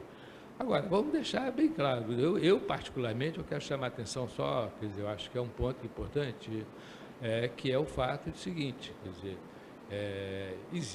é pouco provável que o atual governo americano não tenha objetivos, tá certo? É pouco provável que o atual governo americano seja burro, tá certo? É pouco provável que o governo americano não esteja com algum objetivo que ele acha que deve acontecer num determinado período de tempo. Na verdade, o Trump tem dito, tem bastante, várias vezes ele já disse depois de eleito, inclusive durante a campanha, que efetivamente vai ter um custo, mas que vai ter um custo durante pouco tempo. Tá certo? E ele já anunciou várias vezes, vai ter um custo. Nem todo mundo sabe que vai ter um custo. O custo já está aí. A desaceleração já aconteceu e as primeiras pressões inflacionárias já estão acontecendo. Tem algumas coisas que acabam gerando dúvidas sobre a inflação, porque o preço do petróleo, por exemplo, já saiu de $100 o barril para 60. Isso na economia americana faz uma diferença monumental, tá certo? Preço de commodities, de modo geral, despecou, tá certo? Minerais, etc. Isso faz uma diferença do ponto de vista inflacionário, principalmente na economia americana, tá certo? Mas também nas economias emergentes. No caso do Brasil, você tem um problema complicado, porque quando nós somos grandes exportadores de petróleo e de minerais, de modo geral, além da parte agrícola, mas a parte fiscal vai ser afetada negativamente, porque você vai ter menos receitas tributárias sobre investimentos, sobre impostos sobre petróleo, minerais, etc. Isso vai ter menos receita, consequentemente mais dívida, e isso é um problema que pode gerar pressão inflacionária. Nós não sabemos, tá certo? Mas esse é o processo. Vem um período aí que vai ser um período de desaceleração, com provavelmente alguma tendência à inflação, se o governo voltar a aumentar gastos. Isso é meu... Maria Silvia. É um prazer enorme participar desse debate, em que a gente tem muito mais incertezas, né, e dúvidas do que afirmativos, mas a minha mensagem seria sobre o Brasil. Assim como na nossa casa, na nossa empresa, no nosso trabalho, a única coisa que a gente controla são as nossas despesas. Ninguém controla a receita. A receita depende de demanda, depende de preço. E eu acho que a gente precisa acompanhar, certamente, de perto tudo que está acontecendo no mundo, mas somos muito mais espectadores do que qualquer outra coisa. Espectadores, analistas, né, interessados, observadores. Mas, como país, eu acho que a gente tem que prestar muito mais atenção em como a gente aproveita esse momento para fazer, como eu já mencionei antes, eu gosto de falar de dever de casa, porque isso é uma forma simples, né, de entender. A gente precisa fazer as coisas, não dá para levar 30 anos para fazer uma reforma tributária, 30 não mais, acho que tem 40 anos, né? Reforma tributária, tudo que se fala tanto, e me preocupa muito nesse contexto, porque é um país que tem tanto, né? A gente tem tanta oportunidade, a gente tem tanta criatividade, tanta liderança, tanta resiliência, que é tão importante no mundo como que a gente vive. Então, nesse realinhamento de forças internacionais, de forças políticas, de forças econômicas, de capacidade produtiva, que a gente não vai... assim, muito difícil você, em 30 anos, mudar a rota da industrialização do mundo. Não vai. Isso não vai acontecer. E se acontecer, vai acontecer com custos imensos, custos de transição enormes. Então, como que a gente se aproveita disso? Como que a gente take advantage of this process para aumentar a nossa renda média, para aumentar a nossa atratividade, aumentar a nossa competitividade, redirecionar parte desse fluxo de capitais que vai ser redirecionado para vir para o nosso país. Parabéns, Lucy, vocês estão sempre na vanguarda. Essa daí, tem oportunidades, vai lá e toma. É isso mesmo, acho que nossos deveres de casa individuais e dever de casa como país tem, de novo, uma boa oportunidade, mas para isso precisa plano, planejamento, pensar na frente. 5 anos, 10 anos, acho que isso é uma coisa que a China faz muito bem, não sei se os Estados Unidos estão fazendo, eu realmente espero que sim, porque o mundo inteiro, hoje, depende muito disso, mas que nós, como país, precisamos ter também. O que queremos ser daqui a 10 anos. Obrigada, gente, pela oportunidade, um prazer, ótima semana para todos. Eu vou passar para o José para fechar o nosso encontro. Eu queria muito agradecer ao nosso Zé Márcio, a Maria Silvia, ao Jorge Vidor, mas eu queria já deixar nesse finalzinho também um pequeno questionamento para que os dois pudessem se posicionar. Como presidente da Associação Comercial do Rio de Janeiro, eu pediria a vocês que me dessem o caminho. O Rio de Janeiro pode se aproveitar desta crise mundial em algum segmento da nossa economia, alguma coisa que nós possamos perceber como uma oportunidade. Eu estou preocupado com a economia americana, com os Estados Unidos, tudo muito bem, tudo muito bom, mas eles estão lá e nós estamos aqui. O Rio de Janeiro precisa ser reconstruído. E talvez seja esse um momento de pensarmos qual é o buraquinho que a gente vai encontrar aí para tentar construir alguma coisa que nos coloque como protagonista de uma mudança na economia global. Gente, eu vou pedir desculpas, eu tenho uma reunião meio-dia, eu vou falar e vou sair correndo, tá? Vou falar rapidamente. Primeiro, eu não acho que o Rio precisa ser reconstruído. Eu acho que a gente precisa abandonar um pouco essas expressões fortes, porque isso não é verdade. Nós temos uma cidade pujante, temos um estado que tem uma indústria super dinâmica de óleo, de gás, de energia como um todo. Temos aqui o nosso L'Oréal preferido, eu uso todos os seus produtos, que está aqui há quantos anos, que adora estar aqui, que faz disso aqui faz do Brasil, né, uma vitrine para o mundo, né, testando seus produtos. Então, eu tenho feito uma rodada de conversa com os empresários executivos do Rio de Janeiro, e é muito assombroso, porque eu falo que a soma do todo é muito maior do que as partes, porque individualmente tudo está acontecendo. Então, vocês mencionaram aqui o prefeito, e é uma pena que o Alexandre tenha ido embora, mas está aqui o Maurício. Olha, claramente, nós temos um diferencial competitivo aqui no Rio de Janeiro, que só nós temos. 80% da produção de óleo e gás do Brasil está no estado do Rio de Janeiro. Então, todas as empresas, as tier companies, estão no Rio de Janeiro. Falando em energia, quer dizer, por que o prefeito está lançando esse projeto dos data centers? É uma pena que o Alexandre esteja aqui para fazer a propaganda dele. Mas eu tive uma reunião com ele, o prefeito, semana passada, que foi no horário lá do seu almoço, eu e outras pessoas da prefeitura. Gente, as vantagens comparativas da cidade do Rio de Janeiro em relação a todas as capitais do Brasil para instalar data centers é uma coisa impressionante, É muito impressionante. E como as condições, não só as condições pelo fato da Light, bom, temos a sede da Eletrobras no Rio de Janeiro também, que vai ser aquele last resort, que quem consegue garantir energia, né? Mas a Light, que é a primeira rede do Brasil, tem uma resiliência, uma redundância, a maior rede subterrânea. E nas Olimpíadas, nós lançamos cabos submarinos em toda aquela região da Barra. A gente é a única capital no Brasil que conecta com o mundo inteiro por cabo submarino. Olha que coisa impressionante. Os investimentos que foram feitos nas subestações da Barra e de Gardênia, como redundância para os jogos, serão extremamente importantes para localizar esse data center.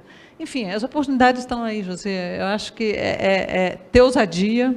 Nós temos um prefeito que compra, que faz, compra a ideia, né? Joga a ideia e faz acontecer. Acho que é isso que a gente precisa. Primeiro, se enxergar como a gente é, porque a gente é muito maior do que a gente imagina.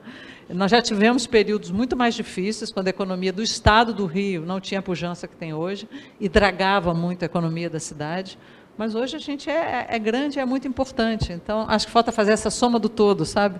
Que vai dar uma história absolutamente maravilhosa. Gente, mil desculpas, eu tenho que estar meio-dia numa reunião, eu vou sair correndo. Estamos encerrando, Maria Silva. Muito obrigado, Zé Márcio. Muito obrigado, Maria Silva. Quer falar com alguma coisa, Zé? Eu só quero falar um comentário. Tá bom, então vamos.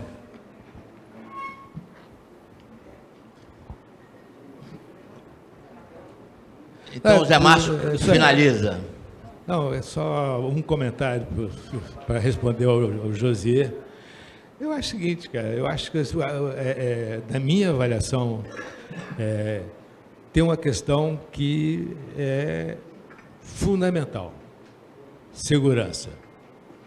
E a minha avaliação, segurança é a coisa mais importante de transformar a cidade do Rio de Janeiro numa cidade extremamente atraente para ser sede de grandes empresas internacionais, tá certo? Aqui no Brasil.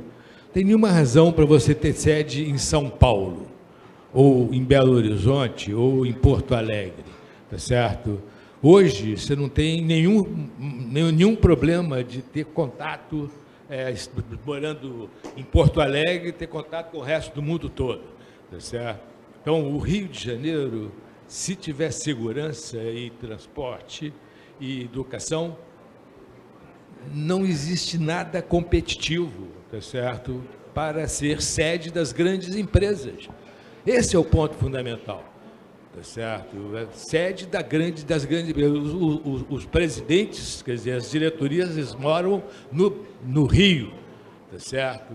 E a fábrica está em Porto Alegre, não tem o menor problema, tá certo? O Rio é uma cidade que está muito ligada a serviços de modo geral. Então, eu acho que na minha avaliação, esse é o ponto fundamental. Muito obrigado. Gente, muito obrigado. Bom dia para todos vocês.